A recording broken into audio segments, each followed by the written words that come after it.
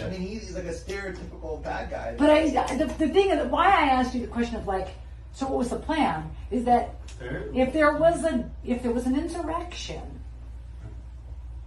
you were supposed to be in line marching. You're in the military, you know this. No, that's you were supposed to have a plan. Exactly. It's called operations order. You sit down overnight with your soldiers. You go over. All right. You're going to go here, you're going to go in by this side. At this time, we're going to take over this. There's none of that. If there was an insurrection, it's the sorriest insurrection in the 20th, 21st century ever. No guns, no plan, people taking selfies. A guy smoking pot. I love the guy. Yeah, I'm like. Well, we did that. We just went to New Hampshire last week for the guy that just was drinking beer. Well, my favorite guy holding the pew. The pew just waving. Yeah. He's Florida. He's your Florida guy. Wait, what's going to happen to him? Mr. Webb. He got he pled. He pled. I'm waiting for sentencing, right? Yeah. But what's he going to get? Probably get a few months. I'm not sure if he got. But he was standing next to the shaman in the Senate. So is the plea? The guys with the lectern? Yeah, he did more. So that's what pisses me off. These people are getting like 15. There was a guy that they said threw a fire extinguisher at the cop. They gave him 15 days. How are you that's why we told the prosecutor and the judge that he'll plead right now. We'll just go, for this. You're going to be able to laugh about this one day. If I were you, I would drag it out. That's what I would do. My strategy is drag it out. Because but my leg's about to fall off. If you can get that thing off, right. Well, then I would just wait. Oh yeah. Because I wouldn't. The first trials, like this, I was in Ohio with this guy who is going to trial. He wants to subpoena Trump and make it like this whole like. I heard no, they're not gonna. It's gonna be. They're not gonna allow that. They're not gonna. The district judge is not gonna. Yes. I just want to subpoena the people who are involved with my case. For example, that officer that I gave water, the guy that interviewed me, probably maybe one more person. But other than that, I want people. Did you find him, Officer Lopez? Yeah, let's find him. You should find him. I mean, if he has a name, you can find him. Yeah. Officer Lopez. We found some stuff on. He's from like Coachella. California? From the place where the concerts happen? Yeah, that's what I'll find it for you. Yeah, that's what somebody told me. Like, oh, he's a Coachella guy. And I was like, he's from the concert? Like, no, he's from the city. I was like, oh.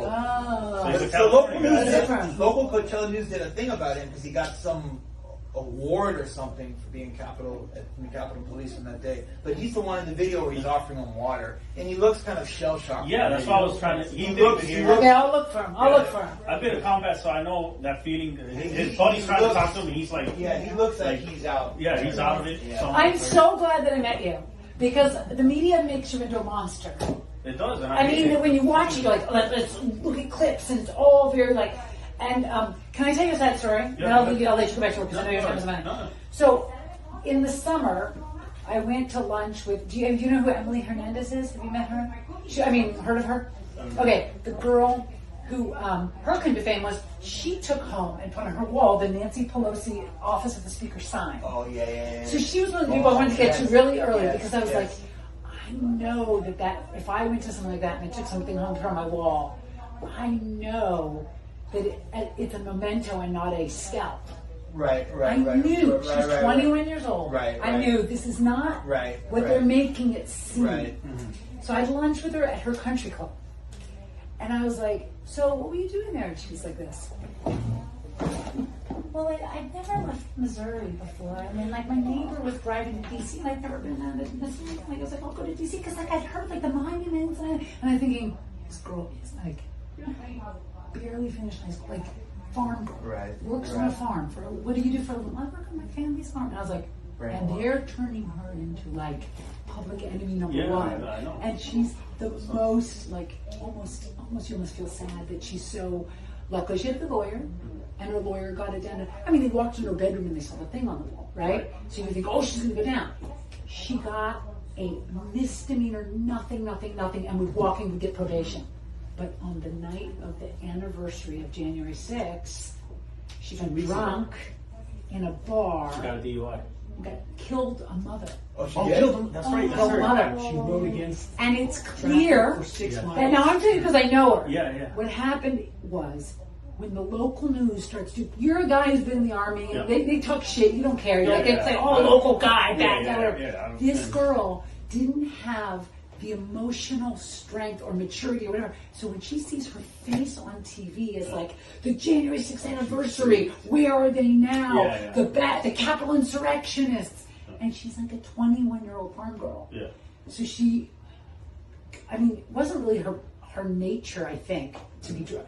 Anyway, so now it's her life. She pled to a nothing charge, nothing. But because of all the attention and the focus on her and the way her neighbors treated her, the way they whispered about her in the country club, You got DUI manslaughter.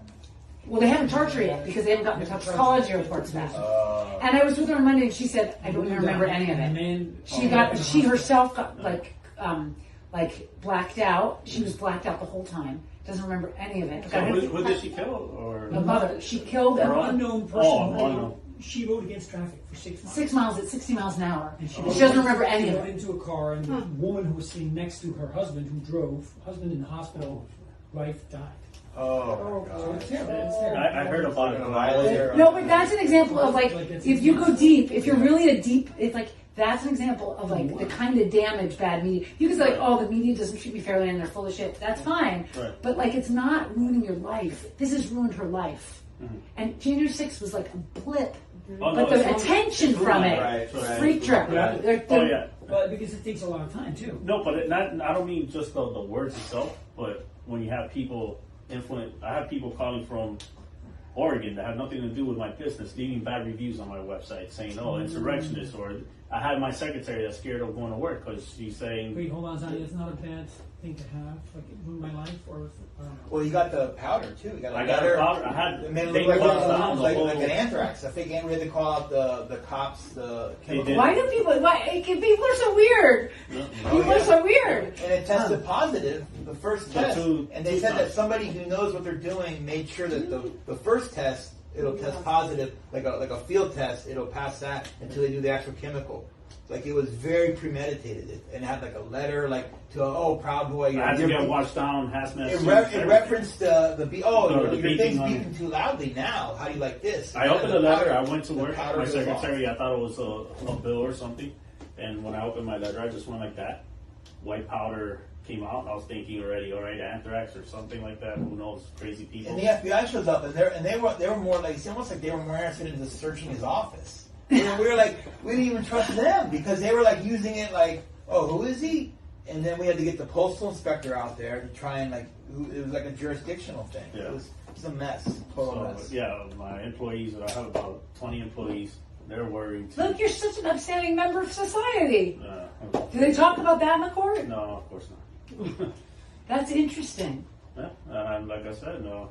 I've never done nothing wrong. At the trial, they will. At the trial, they will. Status hearings is very. Yeah, but they're probably going to call me a white supremacist. As a matter of fact, I want it in Spanish. That was my first language, so that would be fine. I want an interpreter for my next story. Okay, so I want you to know that I'm from New York City, and I was always a long time ago friends with Gavin McGinnis, who's supposedly the guy that started the Proud Boys. Right. Yes. And when you say it was a drinking club, I'm just telling you guys, I don't know what the Proud Boys is, but I know Gavin McGinnis. I went on road trips with him to parties. Mm-hmm. It was so comical to me when I first started hearing about like Proud Boys are from. This was like years ago when they started saying in Brooklyn, where he's from.